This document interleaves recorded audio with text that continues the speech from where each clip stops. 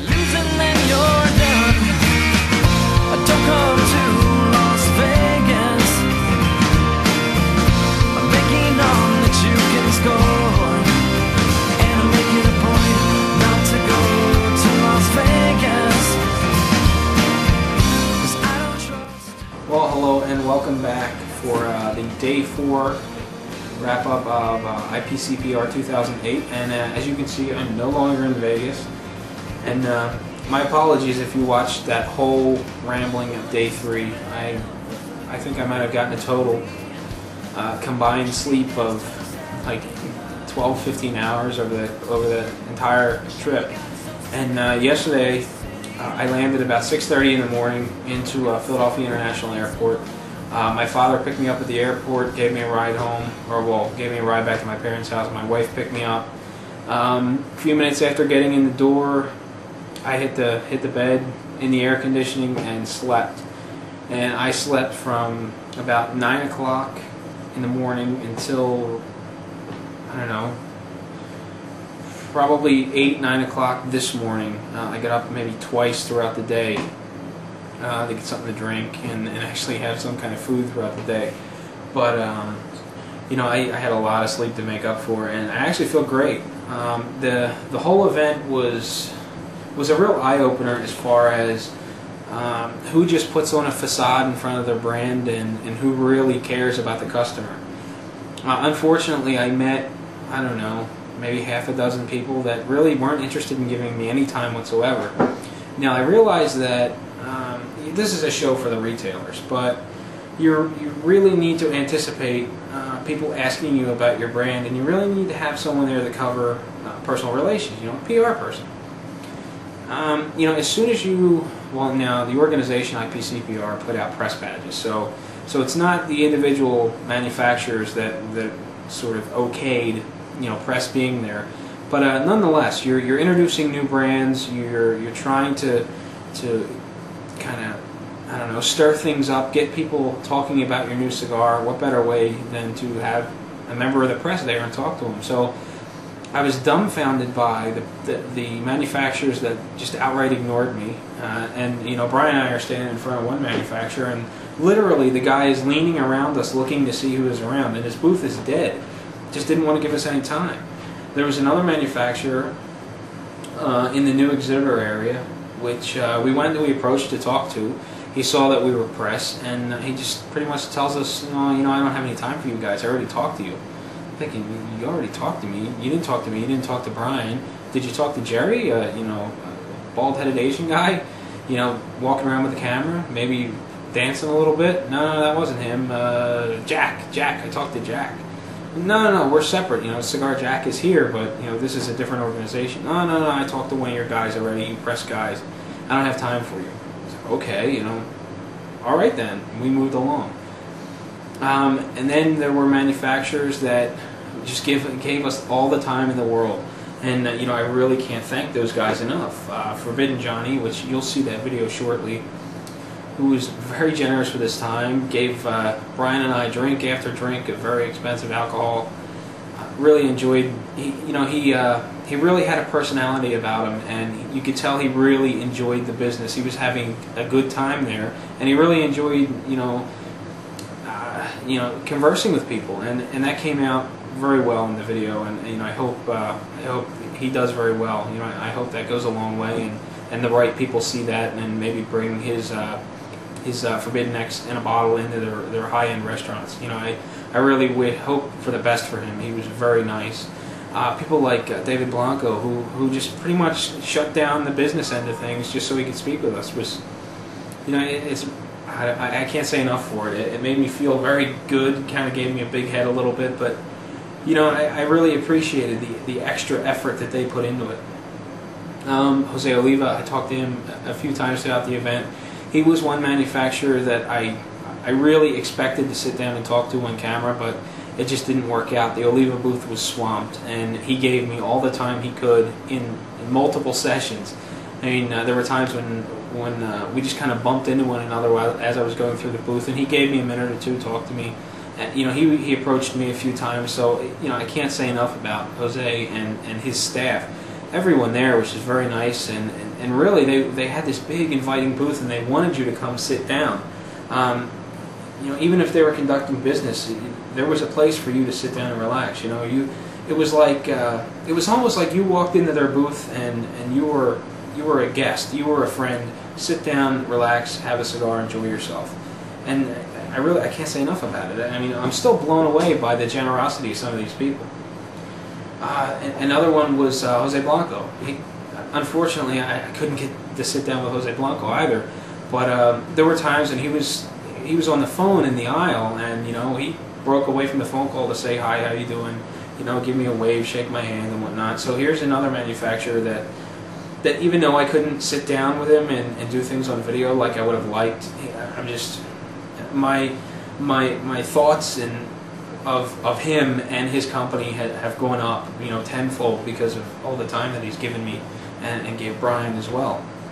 And that video that we did with Nestor Miranda, and I'm sure you couldn't hear it, I'm aware of that, was in it was directly across from the Miami Cigar area in the La Aurora booth, which had very loud Dominican music playing, and it was just a very happening booth. So I'm positive we weren't going to be able to hear that very well. I did get up and move closer to Nestor, but you have to understand, I can't just put my camcorder in their face. I have to give them some space. Next year that will not be an issue, I promise. I will take care of the sound by then. And the other two interviews that I have for you, you should be able to hear better. The convention was a little quieter, and I managed to get a little closer to them. And as you can see, I'm back to sweltering hot, humid Pennsylvania, so don't mind the sweating too much. Now, really, one more person I've got to talk about. Well, two more people. Jesus Fuego, great guy. Gave Brian, Jesse's wife Denise, myself, and I don't know if there was anyone. Jerry was also there. Gave us cigars out of his personal box of cigars that he brought along for himself to enjoy. I mean, how much can I say about the guy? He was just a real class act. Wonderful person to talk to. And one other person that I've got to mention was Mel Gonzalez. He is the man behind Canamel Cigars. And if you remember, a while back, Tom and Ed did a video on the Canamel Cigars. And they love the cigars, they love the brand. And I was introduced to Mel from one of Jesus Fuego's representatives that I had met here in Reading. And Mel's just a great guy, very humble, and like every 12 words was thank you for what you've done. And really we're going back and forth. No, thank you. No, thank you. No, thank you. And it was great. He took me back to his booth, gave me a couple samples, told me about the history of his company, and then introduced me to his son, I believe it was, and his master roller or master blender that was there. And his master blender made me a cigar right there on the show floor. He did a torpedo, and it's incredible. I still get a kick out of this, watching different people roll cigars. Now, when you watch Sam do it, you see Sam do it in one particular way, and then you see another roller do it another way. This guy was very good at what he did. He rolled his cigar on what looked like a piece of tree trunk. If you ever see a tree stump on the ground, it was like he cut another piece off, and he had a big hunk of log sitting there. And he rolled the cigar on there, no water. He just kind of stretched it out dry and did his thing. And it was a tremendous amount of work that went into making this torpedo. I would have never expected that shaped cigar to take so many intricate cuts to make everything roll into line. And I still have that here at home. And actually, I might just smoke that cigar tomorrow. For one, it's my birthday, and I want to smoke something special, and that is very special. A handmade cigar for me, and I've only got one, so tomorrow just may be the day. So Mel was a great guy. I'm really looking forward to trying more of his cigars. He gave me a Maduro to try, as well as a couple of the other sizes. I've had some of the other sizes already, but I'm really looking forward to smoking this, the Maduro and the Torpedo.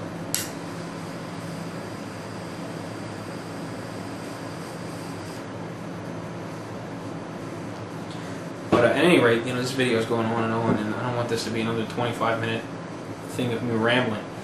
But day 4, was very uneventful. I expected everyone to have free time, in which they did. However, any downtime that they had, they were doing paperwork, so it was hard to talk to some people because you don't want to interrupt them when they've got a mountain of paperwork in front of them. And there were some booths that were packed, even on the last day. People getting in, trying to get last-minute orders. And for one, the Pepin area was mobbed.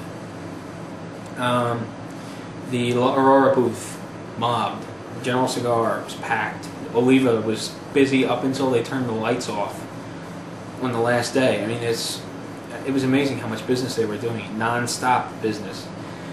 And I've got to thank Jesse because for the show, I kept wandering back to the Pepin area, trying to get in touch with some of these guys, talk to them a little bit, get a sample of their new cigar. And I was unable to. And Jesse and I were walking around the last day, and Eric from EO Branch was walking down one of the aisles, and Jesse just apparently had known him, and shook his hand, introduced me. And it wasn't until the last hour that I got to talk to him a little bit, get his cigars. And he was very busy, so he introduced me to his son. I believe it was his son, who told me a lot about the brand. And gave me some samples. So I can't thank Jesse enough for that. Hopefully, some of the people that I introduced him to were payback for that. I really appreciate that, Jesse. I really look forward to doing the show again with you next year in New Orleans. Didn't get a whole lot of pictures on the last day, just because everyone seemed to be running at half speed. The booths weren't as lit up as they were the day before, so some of the lights were dimmed and whatnot. So I didn't take a whole lot of pictures. I may have taken a dozen. I got no video footage, just because everyone was swamped, and it was more or less very uneventful. I've got the last day of the show. I got the least number of cigars from maybe 3 or 4 different manufacturers that I got samples from. So I've got quite a few cigars to show for the trade show. And I'm thinking about possibly doing a first impressions sort of video. Since I've only got one of a lot of these cigars, I'm going to smoke one as a first impression, and we'll see how it goes. But as a whole, I think the show was very positive. I got to meet a lot of new people, made a lot of new contacts. I got to finally put a face to the name, or a name to the face, whatever, a face to the name that I've been trading emails with all these people for so long. And now it was nice to finally meet them. Finally being able to smoke a cigar with Jerry was fantastic. Smoking a cigar with Brian, Jesse, Doc Stogie Fresh. I finally got to meet Patrick S. from the Stogie guys. We bumped into one another at the CAO party. And that's another thing I need to mention is the CAO party. In the sense of a concert, it was a good time. Now, if you wanted something to drink, regardless of whether it was alcoholic or non-alcoholic, it was a 20-minute wait at the bar. If the bartender even acknowledged you, they were very busy. And when you're at a cigar convention, you really don't think to bring cigars. So when I went to this thing and didn't have any cigars, it was kind of a bummer watching all the retailers around you, picking cigars out of this big goodie bag that CAO provided. And later on, I talked to Jesse, and he said that he bumped into his rep at the CAO booth, and they were telling him that that wasn't the way it was supposed to be. Exhibitors were the only people that weren't supposed to get the extras, and that the press was supposed to be taken care of just as the retailers were. So I don't know who dropped the ball or where things went south, but obviously there was a negative connotation behind the whole thing, because I came back and I did my wrap-up, and I was unimpressed by the way we were treated as press there. But then again, I'm not there to buy cigars, so why would they treat me better? But more or less, I really expected some cigars, and being able to get a bottle of water without paying for it, or getting a soda without paying for it. So, all in all, the CAO party was nice in the form of a concert, but aside from that, it was a good time, but it definitely could have been better.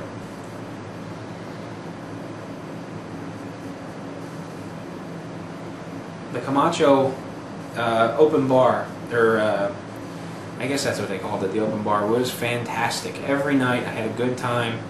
The last night was a little tough getting wristband to get in, but in that apparently was caused by, I'm told, 8 or 10 people that were not affiliated with cigars in any way managed to get into the party and rack up a free tab on Christian. So from what I understand, he got a little upset, and he really tightened down on the way that whole party operated. And I don't blame him. If I were paying for everyone's drink, especially Vegas drink prices, I'd be pretty upset if I was paying for 10 guys that had absolutely nothing to do with my business, that weren't even friends of my reps or friends of the company in any way. I'd be pretty upset if I had to pay a huge tab on them too. So I can understand why he tightened things down.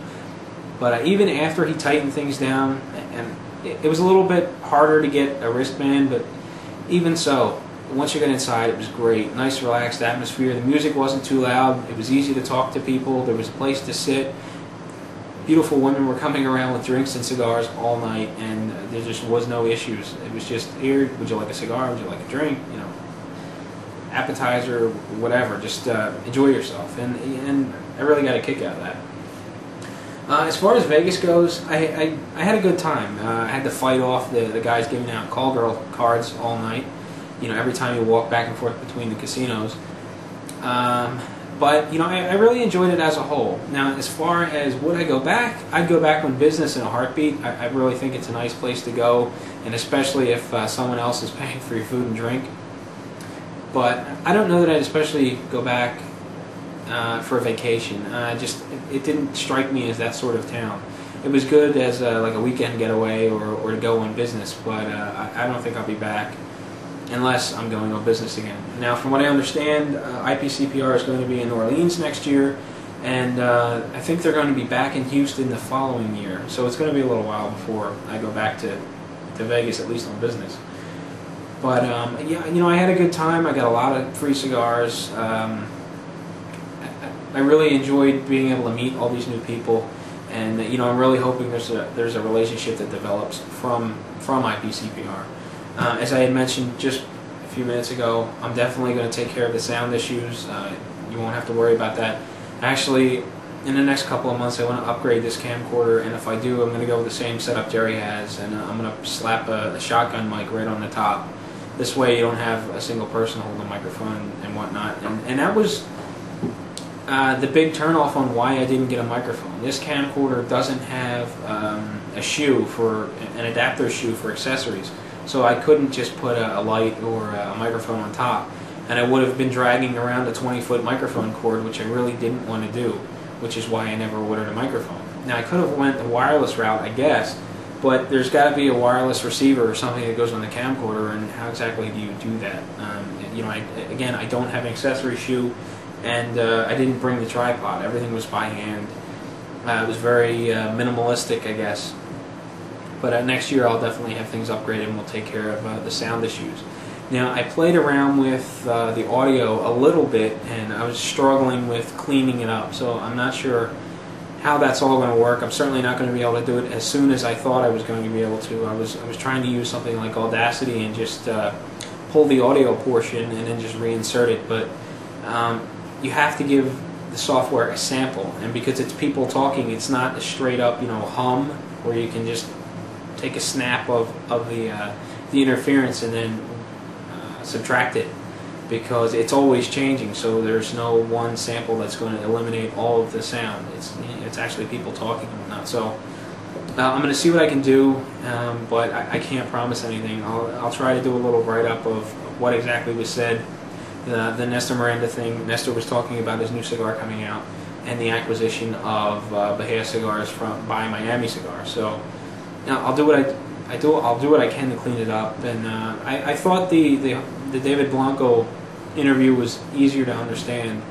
I'll see what I can do about creating some sort of transcript for that as well if you couldn't understand it. The Forbidden Johnny interview, which is going to be up on the site soon enough, you shouldn't have much trouble hearing what Johnny said. I managed to get a little bit closer to him. The show was a little quieter. And I've also got an interview with Glenn Case from Exclusive Cigars, which does Christoph. And again, that was at the end of the show. Things were a little easier to understand. And I also did Brian Brian and I were there for a quick video with Gene Arganese and Joe from The Sopranos, and they talked about the new cigar they have coming out. You should be able to hear that a little better as well. Again, the end of the show, things were quieter. The other ones were middle of the show, lots of people around. So again, my apologies for the bad sound. I'm going to do what I can to fix what I have available now, and I'm definitely going to eliminate the problem in the future. And hopefully I can plan a little better in the future so that I can definitely get time with these manufacturers. It wasn't that they were not willing to give me the time. Things just didn't fall into place like I really hoped. The show was a ton of work. We get the chance to talk to Brian, just ask him how much effort I put into getting everything done after all the work that we did throughout the day, and I think he'll put it a little more into perspective about how he felt at the end of the day and how I felt at the end of the day. So it was interesting. It was a lot of fun. I'm really looking forward to doing it next year.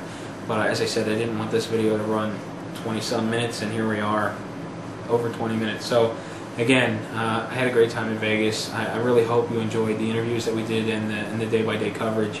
And I look forward to doing this all over again next year from New Orleans. So, well, until you catch me in a cigar review, or even if you just hold off until next year's IPCPR wrap-up, happy smoking.